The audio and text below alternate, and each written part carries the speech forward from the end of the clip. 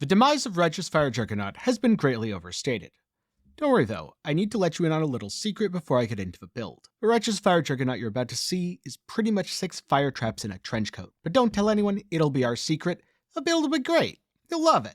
Maybe. If certain types of things are for you. I mean, if you want a Zoomy Smapper, you're probably not here for RF. If you want something where you can stand next to enemies and burn them to death, yeah, you're in for a good time. But in light of the changes, I have revised the build a bit, so pay close attention to the gameplay section later where I cover that. Next up, I'm going to get into the key mechanics, the passive tree, skills, and gear, then go over the gameplay a little bit, including some changes that I would advise due to the change to the RF gem. And if you like hearing about Path of Exile, Affliction, League, or other ARPGs and much more, get subscribed, leave a like while you're down there, and for now, let's get into things. So first up, this is a 2-skill build, but you're only using 1 skill most of the time, and that skill doesn't require you to press a button. Righteous Fire burns you to deal damage based off your maximum life. This does not scale with spell damage or gem levels anymore. It does scale with fire damage, fire dot multi, and everything like that. So more life, more dot multi, and more fire damage means more Righteous Fire damage. But that also means it is especially crucial to cap your resistances or overcap your resistances. The damage doesn't scale on RF as hard as it used to, which is why for single target we use Fire Trap. Toss one out, it explodes, and the enemy burns to death.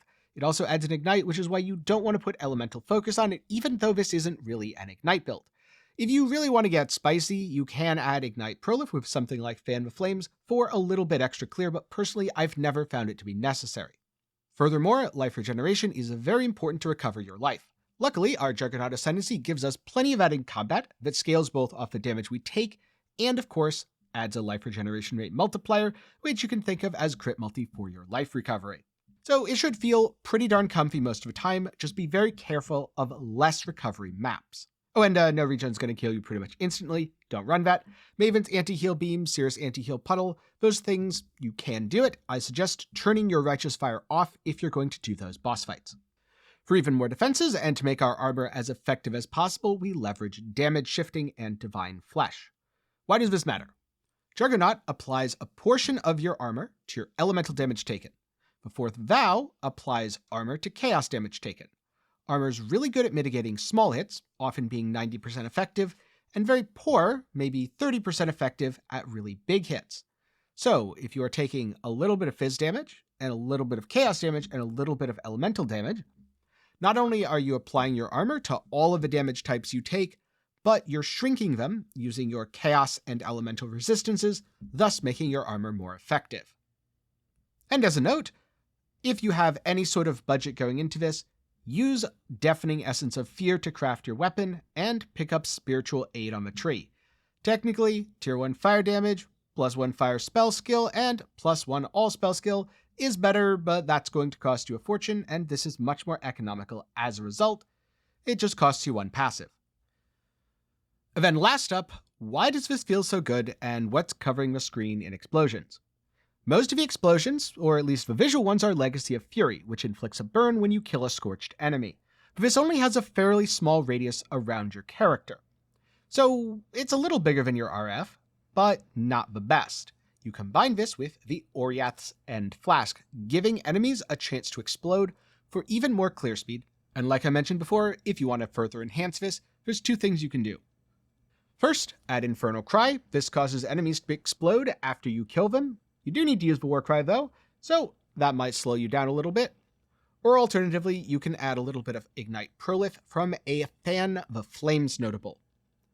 This is found on a medium cluster jewel, but I never found it to be strictly necessary, and that does require you to throw fire traps occasionally to inflict that ignite, since Righteous Fire doesn't hit, therefore it can't ignite. But for now, let's take a look at the passive tree. So here we have the passives.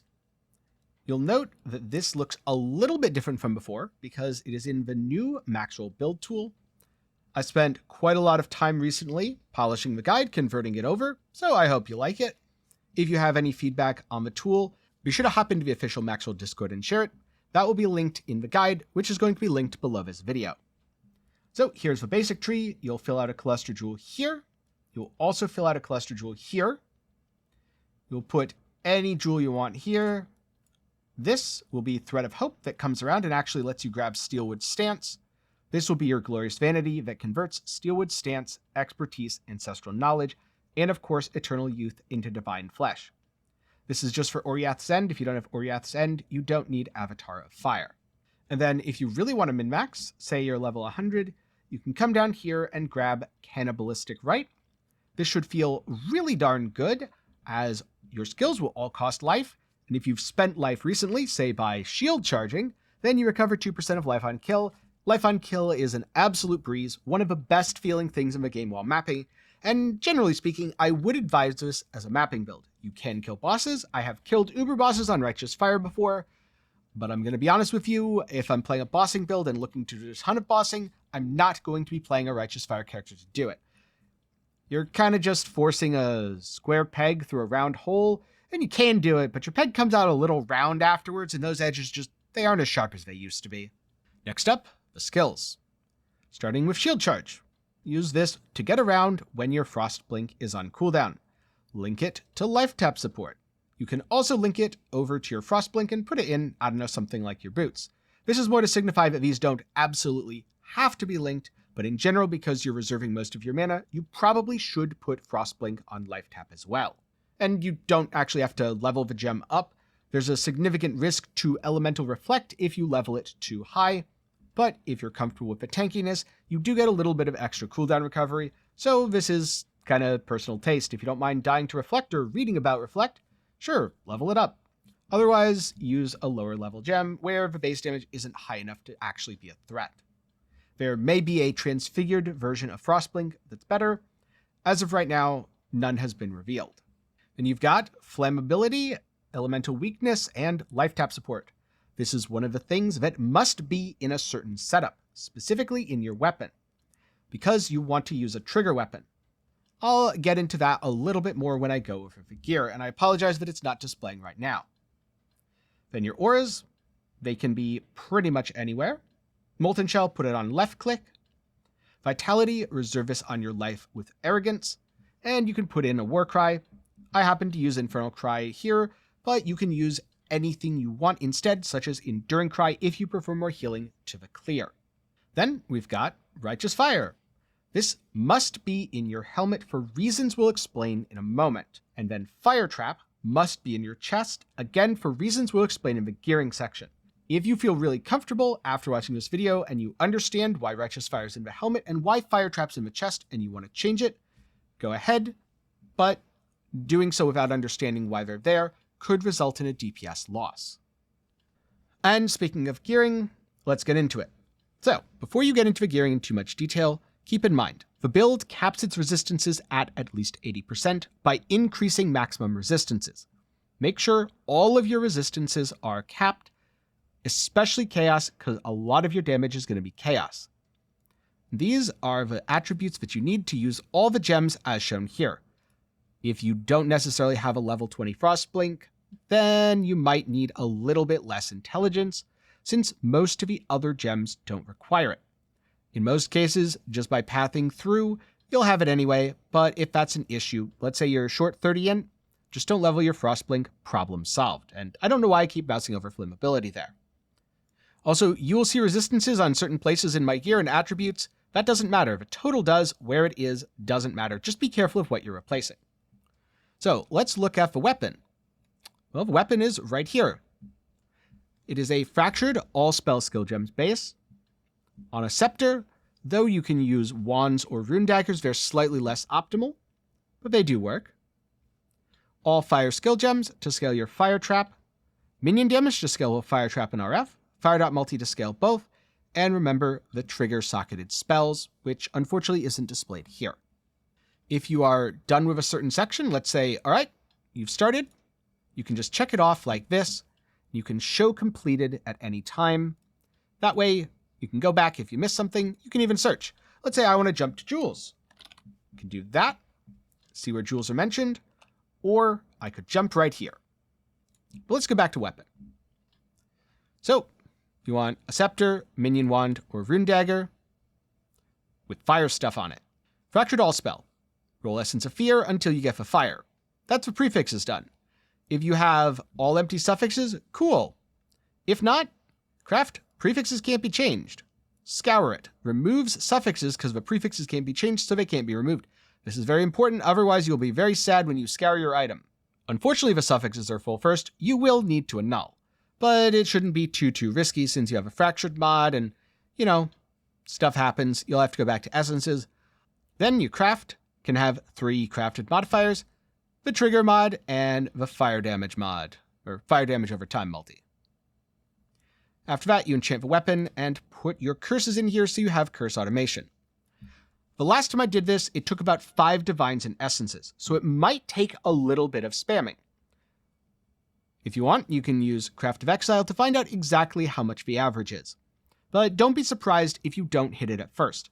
This is an endgame weapon. If you want something cheaper, go with a different fracture, don't get +1/+1, just go with any +1 or even fractured regular dot multi, and spam those essences until you get what you want. Alternatively, +1/+1 open prefix, multi-modded up with fire damage. There's plenty of flexibility. I just wanted to give an option here that you can reliably reproduce. You can do this every time, whereas you can't necessarily buy a weapon off trade with +1 all +1 fire and an open prefix. Sometimes you can. Sometimes you have to just annul a bunch of shitty scepters. Sometimes you can't. Now for the shield, if you want a really basic shield, Saffles or Dawnbreaker aren't bad. If you want a best-in-slot shield, like I have here, it's going to be a little bit more difficult, but I promise it is worth it. Start with Fractured Tier 1 or Tier 2 fire damage on a non-minion damage shield. That's really important. Minion damage clutters the pool and makes everything else hard mode.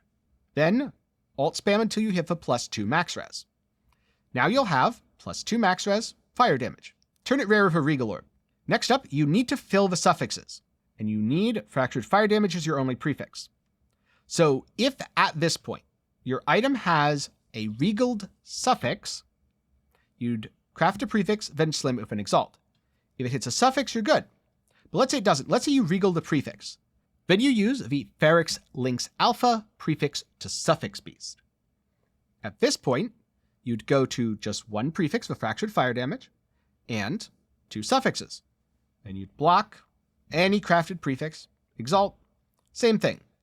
So now you have Fractured Fire Damage as a prefix, 3 suffixes. If you don't like the suffixes, you can always try annulling and try again, and if you brick it, you go back to alt spamming, and you just do this again until you're happy with a shield. Res is good, life regen's good, attributes are good. The most expensive part of this is at the end, so don't worry about repeating this step a few times. Next, use Suffixes Can't Be Changed, or a Wild Bristle Matron, 1 to 2 divines on average. 2 divines guaranteed. If a Wild Bristle Matron's cheaper, then by all means use that. This locks the suffixes, and craft Harvest Aug Fire. This will remove the only prefix that it can modify, the suffixes can't be changed, and replace it with +1 to the level of all fire spell skill gems. This will greatly help scaling your fire trap. And then you can craft 70 to max life, and you're done. Next up, we have a helmet. This provides a pseudo 6-link effect, which I guess is actually kind of sort of more like a 7-link. It's hard to tell. Is 30% more damage or quality? 6-link, 7-link? Let me know down in the comments. Let me know if you want to see it changed to 7-link in the guide. I don't think it's quite as powerful as a 7-link because you lose out potentially on awakened burning damage, but it's definitely stronger than your average 6-link. So you roll it with the Essence of Horror until you get suffixes you are happy with. Specifically, more LE damage, burning damage, and anything else, which in this case, Tier 1 fire resistance. This is a very, very, very good helmet. Yours doesn't need to be that good. You can get the fire res elsewhere, just some other good suffix. Crafting with prefixes is moderately expensive, so I suggest going with something that you're happy with. Now, if you got incredibly lucky, you also got the conk effect during the stage, and you're pretty much good to go. If you're anything but incredibly lucky, then you're going to need to get conk effect on. Luckily, with a good old Exalt Slam, it's not that hard to do. So, you'll want to Exalt Slam, and if you don't get it, then you have to try again, and you Exalt Slam, and you try again, and you Exalt Slam, and you try again. For a full guide, check out the Helmet Crafting Guide by Spicy Sushi. Getting a really good helmet like this should be one of your best in slot end item goals. It will get quite expensive, especially with the life and the fizz from hits taken as fire. If you want a more inexpensive option, you can use crafted life instead. Once you hit the conk effect, craft on life, and you're good. And even something like armor as a prefix isn't exactly terrible in place of something like the fizz from hits taken as fire. For gloves, you want armor, life regen, res, +1 to socketed AoE gems boosts up your auras quite nicely and gives a little bit of AoE for your RF. Instead, you could also have a prefix like life or armor on your gloves. It's really easy to get gloves like this from Jugg, then craft them up using Eldritch Embers and Ichors, using an Orb of Conflict, as outlined in the Eldritch Crafting Guide over at Maxwell GG.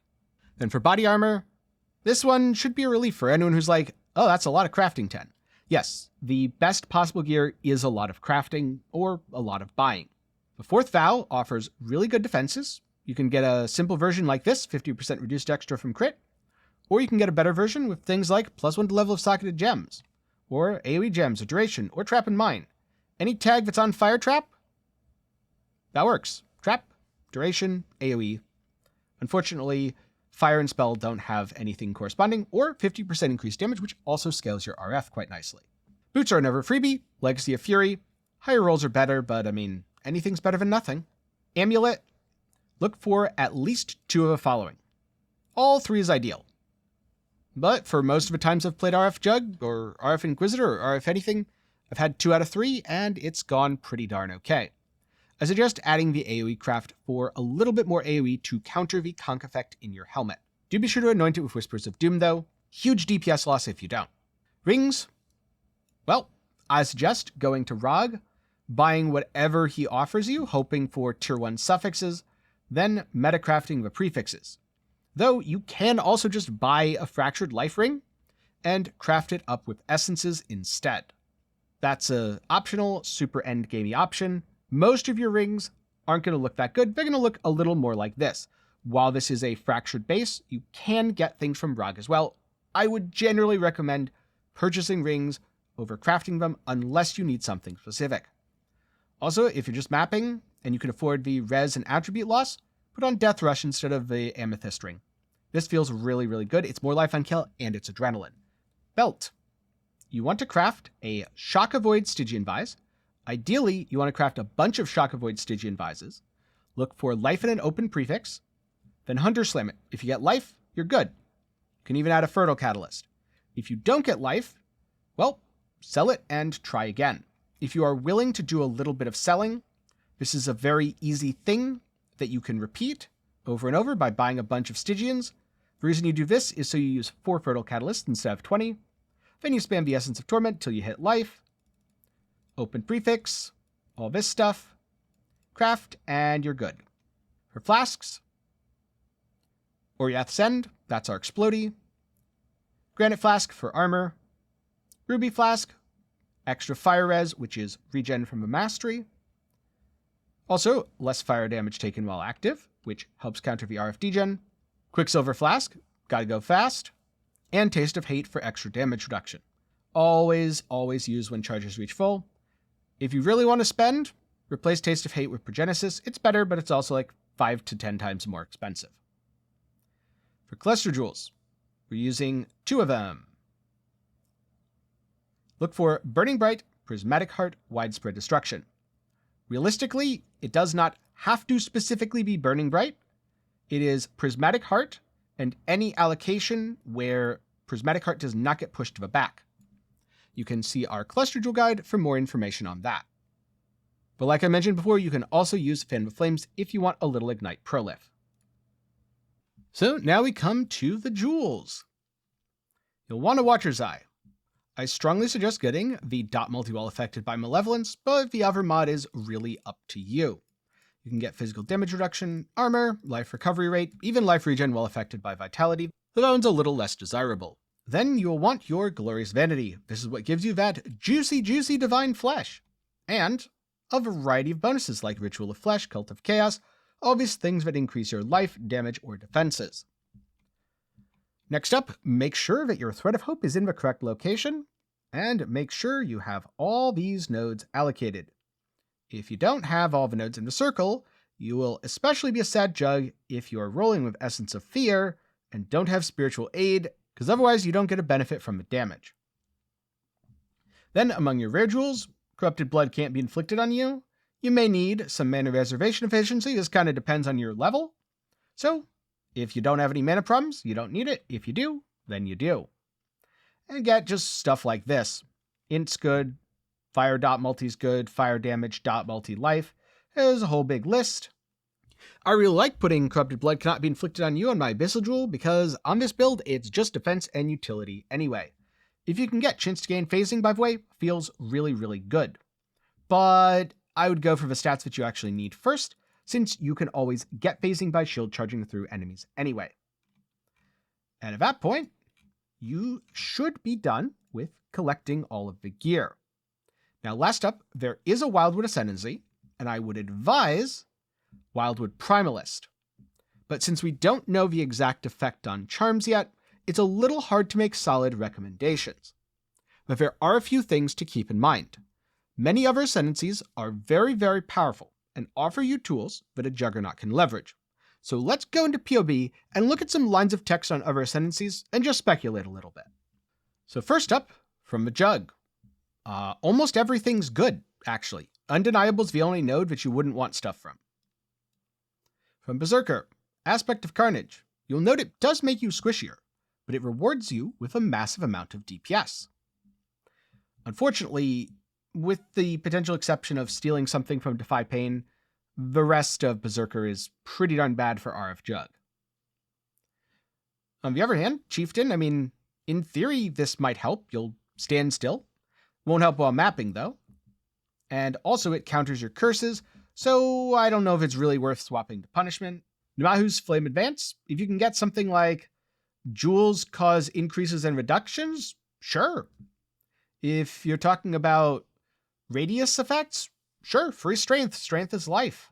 Salio, yeah, modifiers apply. Let's go. Unaffected by Ignite, that's not bad. Valico, you could stack some extra max fire res, get extra max res, go for plus 3% on your shield. Do I need to say that this is good? If you can get Hinakura, Death's Fury, on a node, even if it's like 1%, it's probably pretty good. Coming up here, Augur of Penance.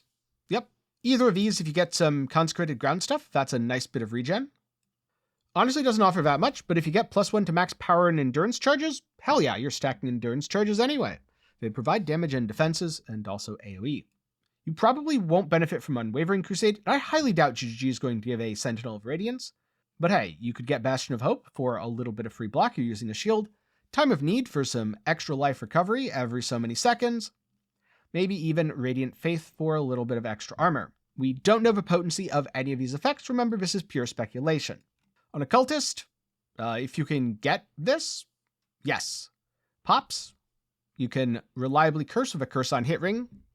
That would be a nice way to add Explodey and drop the Oriath's End for something like a Progenesis or Bottled Faith. None of these really help you. Elementalist, AoE is good. Get Heart of Destruction if it offers AoE. Don't worry about the convergent stuff. Mastermind of Discord scales your exposure. That would mean you drop this mastery right here, but it could be well worth picking up. And all the rest of these, probably not the best. Bastion of Elements, sure, it's extra defenses. Necromancer, outside of Commander of Darkness, which is very minimal, doesn't really offer you all that much. Yeah, I wouldn't get Assassin nodes. Trickster. Honestly, you could probably make a Suppress version if you got Spellbreaker, so that's pretty darn awesome. Escape Artist, you're not really wearing the gear, so I wouldn't go for any of those. I'm assuming you get one of the lines, not both, by the way, so maybe one just has 20% chance to suppress spell damage on a charm. For Spellbreaker, maybe it's even 10%. But with a couple of those charms, get like 30-40% chance to suppress. Yeah, you could absolutely cap out your suppress via gear, lowering your armor but gaining more defenses against bosses. Heartstopper, even a reduced effect would feel pretty darn good. One step ahead, even 1% action speed, again, feels really good. And Polymath is damage. Recovery on kill. Yeah, anything from this would be great. Mostly Sabo I'd give a pass.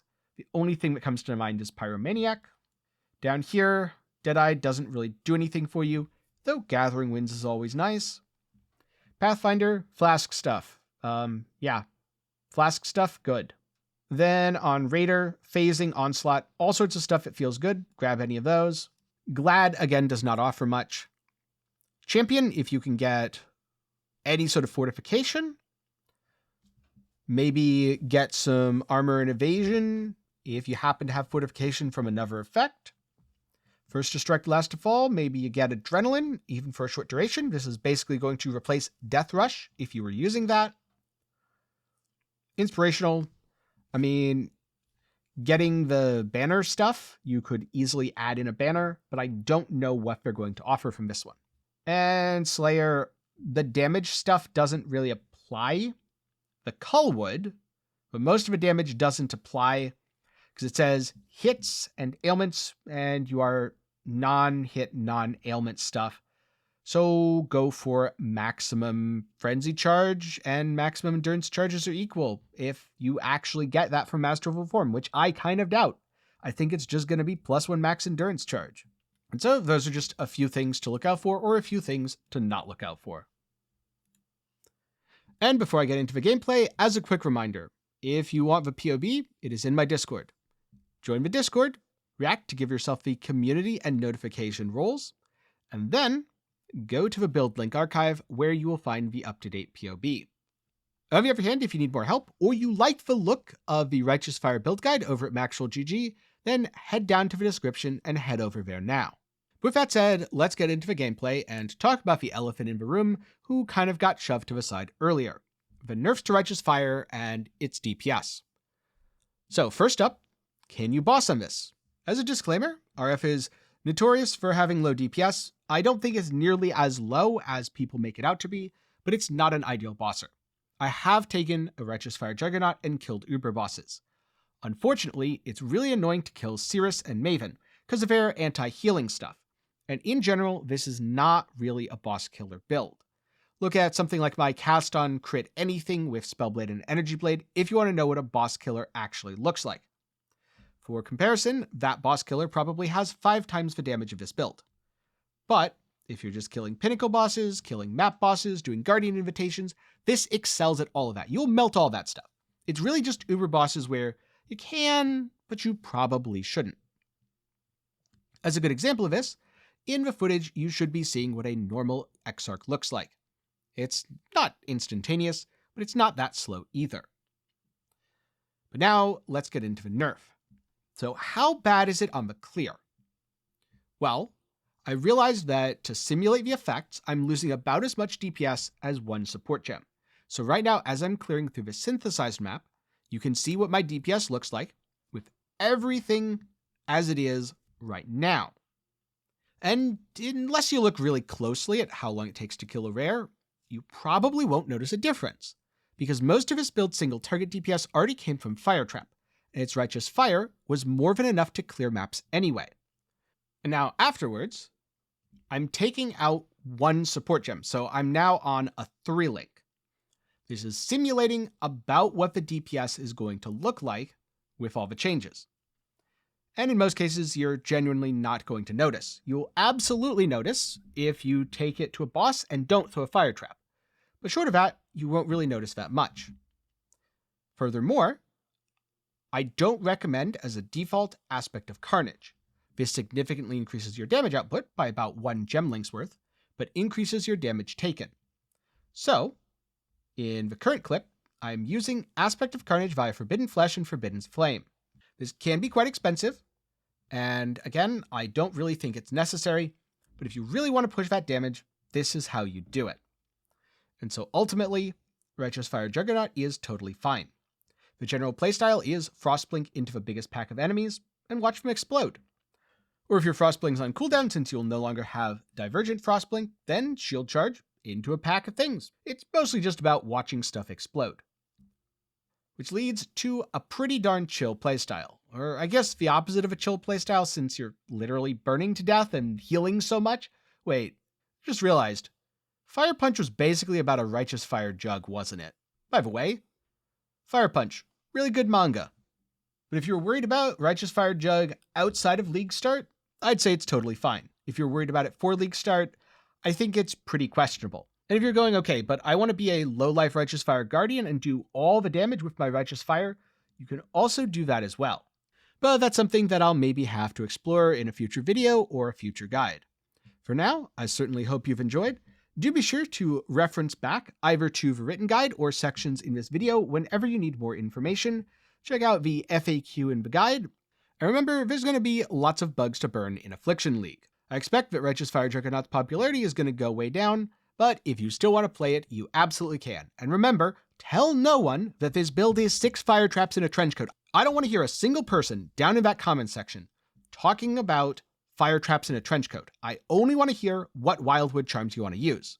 And so, with that, hopefully you have everything you need to know to play Righteous Fire Jugg. If you're looking for something else to watch, then I have some supplementary resources on how the various mechanics of this build works. I'll link to those down below, and you can watch them afterwards. A few will be up in the card as well. And of course, before I go, a special thanks to my patrons and channel members for their continued support. For as low as $1 a month, you can help make videos just like this possible, or for $5 a month, you can have your name on screen just like these fine folks here. With that said, thanks for watching, hope you learned something, and if you were really wanting to play RF but kind of under despair, maybe this cleared things up just a little bit. Good luck on your bug hunting, and I'll see you again sometime soon.